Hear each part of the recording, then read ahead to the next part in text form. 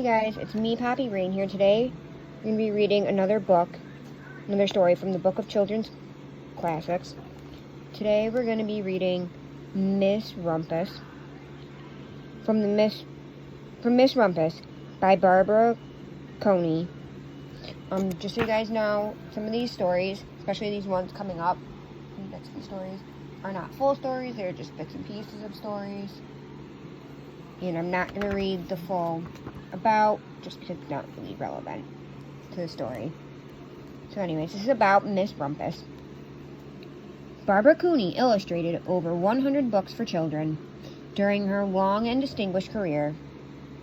But she often said, "Of all the books I have done, Miss Rumpus has been the closest to my heart." Like Miss Rumpus, Barbara Cooney traveled the world and eventually settled down by the sea in Maine, where she tried to make the world more beautiful. And though her popular character was as near as I will ever come to an autobiography, Miss Rumpus was inspired in part by a real person, a Maine woman who really did scatter lupine seeds around her hometown, earning the nickname Lupine Lady. In 1989, the Maine Library Association established the Lupine Award, taking its name from the glorious landscape depicted in Miss Rumpus, which recognized outstanding children's books by state residents. The first Lupine Award was given to Barbara Cooney for Miss Rumpus, and the author was declared a state treasure by the governor of Maine in 1996. So this is the story of Miss Rumpus. The Lupine Lady lives in a small house overlooking the sea. In between the rocks around her house grow blue and purple and rose-colored flowers. The Lupine Lady is little and old, but she has not always been that way. I know, she is my great aunt, and she told me so. Once upon a time, she was a little girl named Alice, who lived in a big city by the sea. From the front stoop, she could see the wharves and bristling masts of tall ships. Many years ago, her grandfather had come to America on a large sailing ship.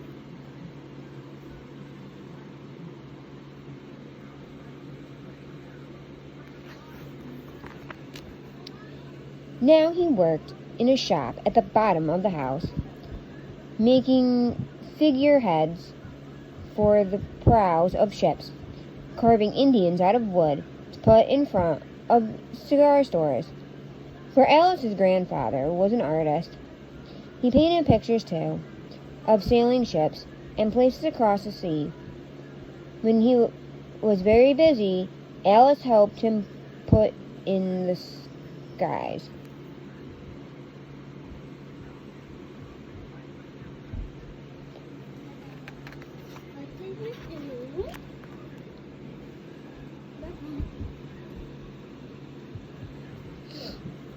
In the evening, Alice sat on her grandfather's knee and listened to his stories of faraway places.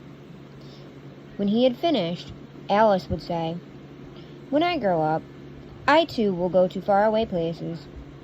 When I grow old, I too will live beside the sea." "That is all very well, little Alice," said her grandfather, "but there is a third thing you must do." "What's that?" asked Alice.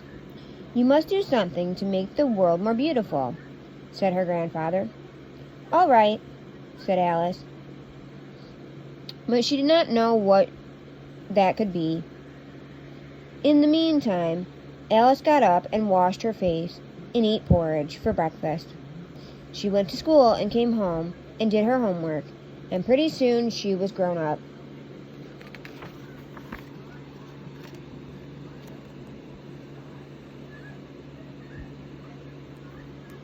Then my great Aunt Alice set out to do the 3 things she had told her grandfather she was going to do. She left home and went to live in another city, far from the sea and salt air. There she worked in the library, dusting books and keeping them from getting mixed up, and helping people find the ones they wanted. Some of the books told her about faraway places. People called her Miss Rumpus now.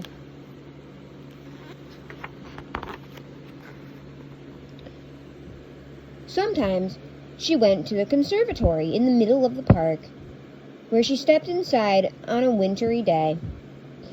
The warm, moist air wrapped itself around her, and the sweet smell of jasmine filled her nose. "This is almost like a tropical isle," said Miss Rumpus, "but not quite."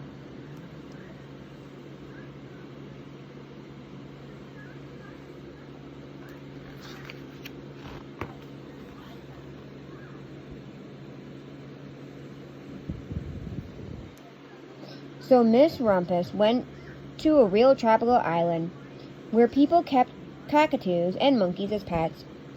She walked on long beaches, picked up beautiful shells. One day she met the Bapa Raja, king of a fishing village. "You must be tired," he said. "Come into my house and rest." So Miss Rumpus went in and met the Bapa Raja's wife. The Bapa Raja himself fetched a green coconut and cut a slice off the top so that Miss Rumpus could drink the coconut water inside. Before she left, the Bapa Raja gave her a beautiful mother-of-pearl shell, on which he had painted a bird of paradise and the words, "You will always remain in my heart." "You will always remain in mine too," said Miss Rumpus. "My great-aunt Miss Alice Rumpus climbed tall mountains where the snow never melted. She went through jungles and across deserts. She saw lions playing and kangaroos jumping, and everywhere she made friends she would never forget. Finally, she came to the land of the lotus eaters, and there, getting off a camel, she hurt her back." "What a foolish thing to do," said Miss Rumpus. "Well, I have certainly seen faraway places. Maybe it's time to find my place by the sea." And it was, and she did.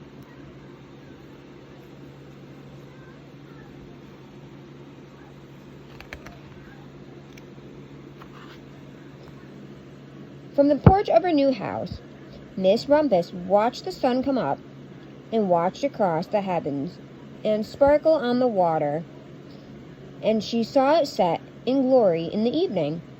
She started a little garden among the rocks that surrounded her house, and she planted a few flower seeds in the stony ground.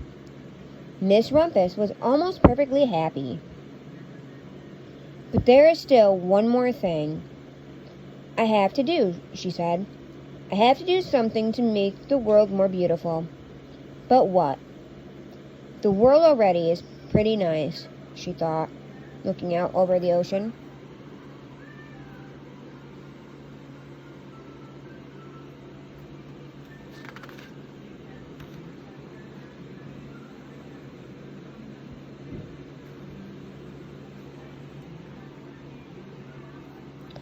The next spring, Miss Rumpus was not very well. Her back was bothering her again, and she had to stay in bed most of the time. The flowers she had planted the summer before had come up and bloomed in spite of the stony ground. She could see them from her bedroom window, blue and purple and rose-colored. "Lupines," said Miss Rumpus with satisfaction. "I have always loved lupines the best. I wish I could plant more seeds this summer, so that I could have still more flowers next year." But she was not able to. After a hard winter, spring came. Hi. Miss Rumpus. After a hard winter, spring came. Miss Rumpus was feeling much better. Now she could take walks again. One afternoon, she started to go up and over the hill, where she had not been in a long time. "I don't believe my eyes," she cried, when she got to the top. For there, on the other side of the hill, was a large patch of blue and purple and rose-colored lupines. "It was the wind," she said as she knelt in delight. "It was the wind that brought the seeds from my garden here, and the birds must have helped." Then Miss Rumpus had a wonderful idea.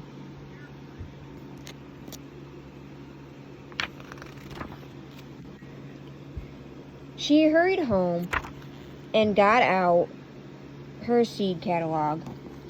She sent off to the very best seed house for 5 bushels of lupine seeds.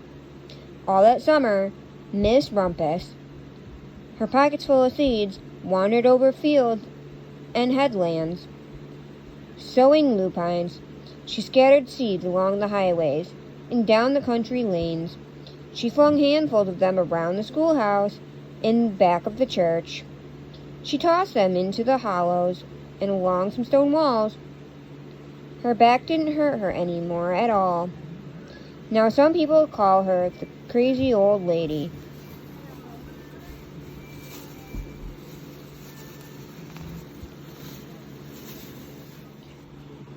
The next spring, there were lupines everywhere.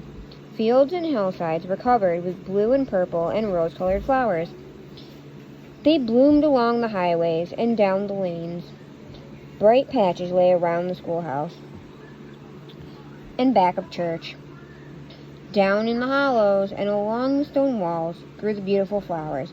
Miss Rumpus had done the third most difficult thing of all. My great Aunt Alice, Miss Rumpus, is very old now. Her hair is very white. Every year there are more and more lupines. Now they call her the Lupine Lady. Sometimes my friends stand with me outside her gate, curious to see the old lady who planted the fields of lupines. When she invites us in, they come slowly. They think that she is the oldest woman in the world. Often she tells stories of faraway places. When I grow up, I tell her, I too will go to faraway places and come home to live by the sea. "That is all very well, little Alice," says my aunt. "But there is a third thing you must do." "What's that?" I ask. "You must do something to make the world more beautiful." "All right," I say.